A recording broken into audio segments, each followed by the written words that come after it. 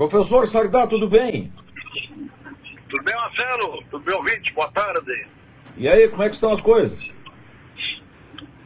As coisas se deterioram cada vez mais, né? Eu agora recebi só para tu teres uma ideia, eu recebi agora uma nota da SECOM, da Secretaria de Comunicação do Governo do Estado, que diz assim, ó, que o governo não reconhece nenhuma reivindicação deixada de forma anônima em delegacias de polícia ou em outros órgãos públicos. Destaca ainda que não vai atender nenhum dos pedidos pretendidos por criminosos e assegura que está com toda a sua estrutura de segurança pública do sistema prisional em alerta máximo. O que tu acha, hein? Marcelo, temos que compreender... Tá chegando aqui, hein? Não, nós temos que compreender um cenário. Tinha uma teoria que dizia o seguinte: quando lá em cima as autoridades perdem a vergonha, aqui embaixo perde-se o respeito. Né? A situação no Brasil, eu não falo de Santa Catarina, no Brasil, é que os bandidos não têm mais medo da polícia, né? Não tem mais medo da polícia, nem respeito. Tu vê que passam dois caras de moto e começam a atirar contra duas unidades da polícia, né? E fica nisso. Mas tem uma retaliação. Não se pode querer justificar com retaliações. A justificativa é que os bandidos perderam medo da polícia. Porque só os terroristas são ousados em países desenvolvidos, né? Porque eles não têm medo da morte. Agora, aqui no Brasil não é o medo da morte, é que não tem mais medo da autoridade. Agora, com essa nota o governo vai ter que fazer cumprir essa promessa. Isso aí é uma... Agora, uma coisa eu pergunto: será que há risco de paralisação da polícia em Santa Catarina? Eu acredito que estejam todos os policiais do Brasil inteiro olhando com os olhos muito atentos ao Espírito Santo, tu não acha? Mas só que tem um detalhe. O policial do Espírito Santo, eu fiz uma pequena comparação, ganha menos da metade do que o policial de Santa Catarina. Pois é. Esse aspecto. E segundo aspecto, mesmo o comando da Polícia Militar de Santa Catarina seja um cargo político, há uma hierarquia muito forte dentro da Polícia de Santa Catarina. Sim. Isso aí é inquestionável, não é de agora não. A polícia sempre foi uma instituição forte em hierarquia. Sim. Outro aspecto que temos que analisar, e que não sei por que o governo não joga, o atual governo não joga isso para fora, é que, por exemplo, o governo de Luiz Henrique ficou 8 anos, Marcelo, 8 anos, sem contratar um policial, sem contratar um bombeiro. Agora eram outros tempos também, né, Sardá? Não contratou. Havia déficit. Já havia déficit. Havia reivindicação, mas ele não contratou. Sim. O atual governo contratou já 7 mil, mas não fez cócegas por causa do grande déficit concentrado. Agora, onde há maior índice de insatisfação? É no corpo de bombeiros. Sim. Onde há o maior déficit e onde há uma certa defasagem salarial. Se sempre os bombeiros podem parar, não vai me surpreender. Sim.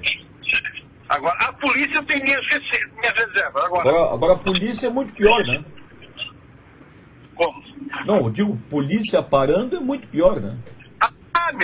Meu Deus, cara, seria longe de ruim, né? Porque se com a polícia já sai bandidos atirando por aí, sem policial tu não pode mais sair na rua. Essa é a sua verdadeiro cenário de guerra urbano de um Brasil doente. Não tem dúvida nenhuma. Agora é catastrófica. Ô Sardal, vamos mudar a conversa de banda. E o que tu achou desse... Quantas pessoas já morreram no Espírito Santo? Assassinadas? 107. 107 pessoas aleatoriamente assassinadas. É bravo. Mas muda de assunto, qual é o assunto? Não, eu tava querendo saber de ti essas encrencas aí que vêm de Brasília, né? O primeiro, a tentativa de barrar o Rodrigo Maia, né? O Rodrigo Maia parece que tá enrolado também, né? Mas Rodrigo Maia... Tu falaste ontem que estavam preparando ele para 2018, tá aí, né? Mas já não vai mais também, né? Pois é. Isso aí com certeza não vai mais. Agora, esse cara, ele está envolvido até o pescoço, não tenha dúvida, com a empresa OAS, né? E o sogro dele, que é o Moreira Franco, mais ainda. Já é problema de família. Agora, o que mais cresce em nível de descrença no Brasil é o Michel Temer. Porque é uma sujeirada atrás da outra. Agora tu viste que de ontem para hoje o Moreira Franco lá recebeu permissão para assumir o cargo, né? Recebeu? Foi caçada a liminar, né? Houve uma liminar de um desembargador. Não, foi caçada a liminar. Não, caçada do juiz. Porque o juiz não se fundamentou, mas lá saiu uma outra liminar. Então eu não estou sabendo. Saiu uma outra liminar que impede ele de assumir o ministério. Mas então continua bem enrolado, então. Não, tá super enrolado. E esse cara, o Muniz, não sei se já foi afastado ou ainda é candidato, é indicado pelo Temer, escolhido pelo Temer para assumir o Ministério da Justiça, esse é outro enrolado. O ano passado ele assinou um manifesto contra a Lava Jato. Mas esse aí eu tenho a impressão que passa, porque esse Senado tá todo arrumado, né? Não, tá falando que o Alexandre... o Alexandre que vai ser sabatinado, né? Não, tô falando do substituto dele. O substituto dele. Entendi. Do Ministério da Justiça. Entendi. Não, o Alexandre passa. Não, eu tô com as pilhas fracas hoje, rapaz. Não, ele passa porque o Senado está preparado para esse suicídio aí, não tem problema. Agora o Lobão é o presidente da Comissão de Justiça. O Lobão começa pelo nome, já que é brabo, né? É um lobozinho, né? Agora, ô Marcelo, nós estamos numa doença social, de moral e ética muito forte. Porque não há sinal de vergonhice, né?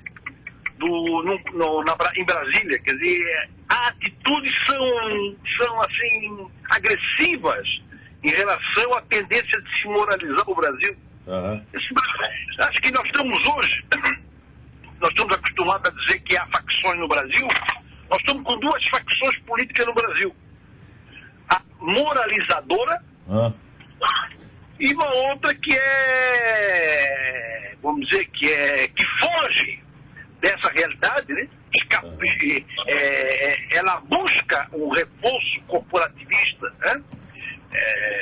Sobretudo fisiologista, para se salvar das que eles chamam de perseguição. Tu pega o Maia, Rodrigo Maia, que está tentando bloquear o que ele chama de abuso de poder dos juízes. Aumenta a proteção dos deputados. Isso aí, dos parlamentares em geral, quer dizer, isso aí é toda uma guerra contra um poder que está isolado em Brasília, mas que manda. Porque dentro do Congresso, eles mandam em todo o Brasil por leis. E é por isso que as leis do Brasil não são respeitadas. Porque elas são impostas, né? E são absurdamente protecionistas.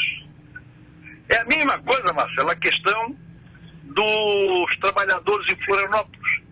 Ora, se o Supremo Tribunal mandou o Renan sair do cargo, ele não saiu. Tu acha que os professores, os servidores públicos municipais vão respeitar uma decisão de uma juíza? Tens toda a razão. Então é uma coisa fantástica, né? Um jogo de dominó que quando a primeira pedra cai, derruba tudo o que há de reserva moral nesse Brasil. Isso aí o exemplo ruim vem lá de cima, né, Sagrado? O exemplo vem de cima. Se uma autoridade como Michel Temer entra no hospital para cumprimentar Lula, é vaiado nos corredores por enfermeiras e funcionários, imagina se isso na rua. Então é uma situação muito delicada. Não é uma complicação política, é uma complicação institucional. Agora, Márcio, sabe qual é a preocupação? Vamos raciocinar junto, sem achar que vai acontecer ou não. Vamos que essa greve de Espírito Santo se estenda para o Rio de Janeiro. Então ali vai virar uma carnificina. Porque se já matam tanto com policiais, imagina ter policiais. Se estender para Minas Gerais, para Porto Alegre, quem é que está na rua substituindo o policial? São as Forças Armadas. Tá o exército nas ruas lá. O exército na rua. Quer dizer, o exército para tomar conta desse Brasil, se tiver meia dúzia de generais malucos aí que se acham no direito de governar o Brasil, nós vamos cair noutra ditadura. Por quê? Porque a gangue palaciana, o poder que domina o Brasil hoje, é um poder extremamente perigoso. Extremamente perigoso. Porque eles são corporativistas. Eles se fecham dentro do palácio e instituem leis para se protegerem contra as próprias leis. É uma situação complicada.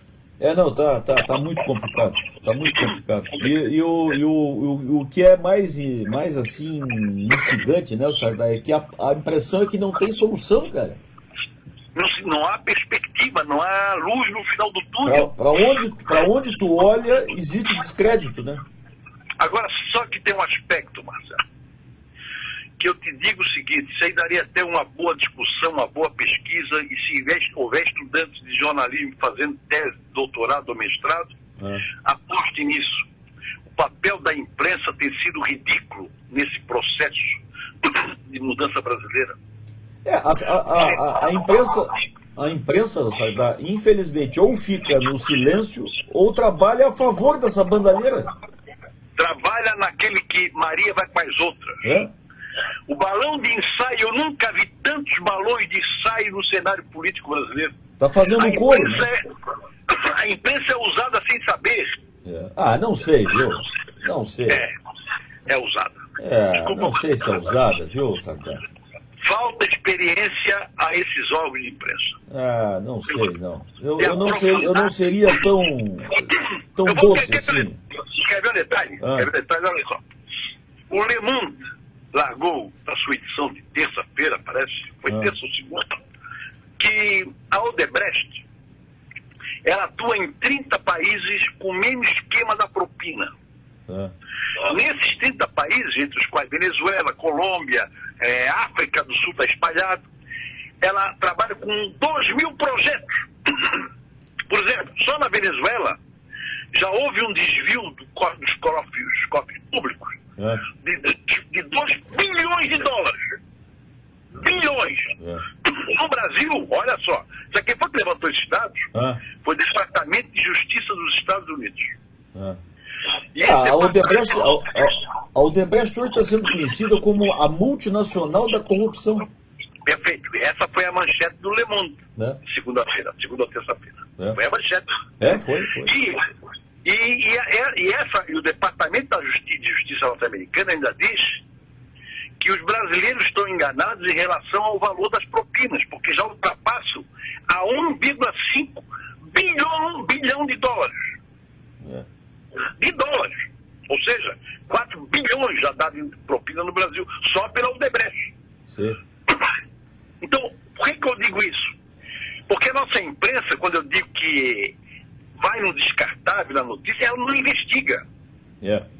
Ela não vai em busca da informação, ela vai naquele que vaza do Moura, do juiz que está no Lava Jato. E no vazamento a gente não sabe se aquilo é ou não é verdade, né? Perfeito. Falta um certo nível de credibilidade da imprensa brasileira hoje. Ô, Sardá, o Célio Schollenberg, que está aqui nos acompanhando no Facebook, está dizendo o seguinte, que a imprensa é comprada, viu? Eu não sei se é comprada ou ela é atolesmada, né? Porque eu tenho para mim que essa nova geração, que aí eu me culpo como professor também, né?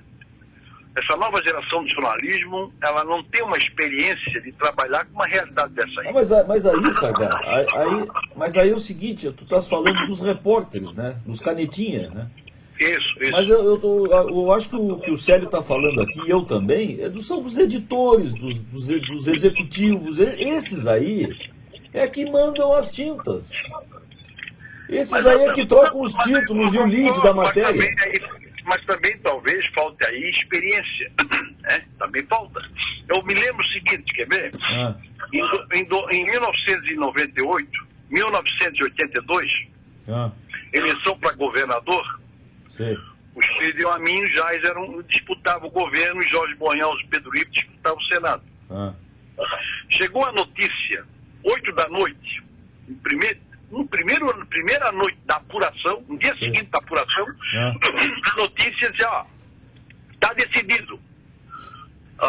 Expedião Amin ganhou a eleição. Aí tentaram forçar a barra no Jornal Estado. Aí eu e o Sérgio Lopes, que era editor de política, nos reunimos com o Sérgio. Não, ninguém vai dar isso. Ninguém vai cair nessa besteira. Se essa porra vira amanhã, como é que vão ficar? Nós não deixamos. Mesmo com uma vontade do dono do jornal, que é o doutor Adebal Ramos da Silva, de que houvesse manchete dando vitória para o Expedião Amin. Mas, Sardá, tu vai concordar comigo que os tempos eram outros também, Sardá? Não, os tempos eram outros, havia uma certa experiência. Os próprios políticos eram de melhor qualidade, de esquerda, de direita. Mas a estratégia não eram diferentes. A estratégia política de partido era diferente. Ou tu acha que a eleição de 1982 teria dado o Senado ao Jorge Bonhausen se não fosse verdade a denúncia de que urnas de Laguna foram trocadas? Bom, isso é verdade. Isso lá no Rio Grande do Sul houve também. Isso lá no Rio Grande do Sul houve também, né? Não, foi em todo o Brasil. E no Rio também, o escândalo lá com o Brizola, né? O Brizola foi uma vergonha. O Brizola teve que convocar a imprensa internacional para denunciar o esquema com a TV Globo. Mas aí a imprensa reagiu a isso, entendeu? O Estado de São Paulo bancou denúncias. Talvez tu tenha razão que a imprensa naquela época tinha mais coragem, né? No seu taco, né? Coragem, tem mais ousadia. Entendeu? Eu acho que hoje tudo vai com as outras, quer dizer, os caras dizem uma bobagem, é manchete, Mas eu acho que a propina corre solta também, viu, Sardá? E outro detalhe é a busca não do inusitado, mas do espetáculo. É a informação espetacular. Hoje, por exemplo, eu li no Estado de São Paulo uma notícia dizendo o seguinte: livro do Alexandre de Moraes, que está indicado para o Supremo, tem cópia de texto de um jurista alemão. Aí o Alexandre disse assim, não, é bom que vocês leem bem isso aí, porque esse capítulo está citado na biografia. Sim. Bibliografia. Sim. Se ele citou no final o texto era do cara, ele não está plagiando. Claro. Ele está citando, e pode. Mais ou menos também, né? Não, eu não estou defendendo o Alexandre Moraes, estou dizendo o papel da imprensa. Pode ser um bandido, pode ser um cara sério, pode ser tudo. Mas o papel da imprensa não é dar essas bancadas. Porque cai no discreto.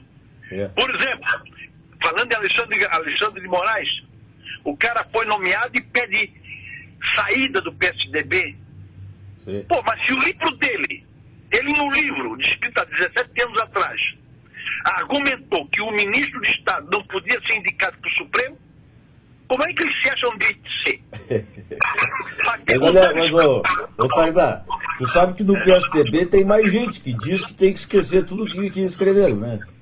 Não, poxa, e põe gente nisso. Põe gente nisso. Isso aí é um oceano de enganação, de vergonha, isso aí é uma... O problema é o seguinte, Marcelo. Nós brasileiros estamos numa situação em que não enxergamos limites para ninguém. Não enxergamos limites, porque os próprios conceitos hoje são distorcidos. O fedor está no ar, não se sabe de quem vem, né? Não se sabe de quem vem, entendeu? Não, tá. Quer dizer, hoje, quando se fala em corrupção, olha só, fala em corrupção, qual é o sinônimo de corrupção no Brasil? É político, e não é.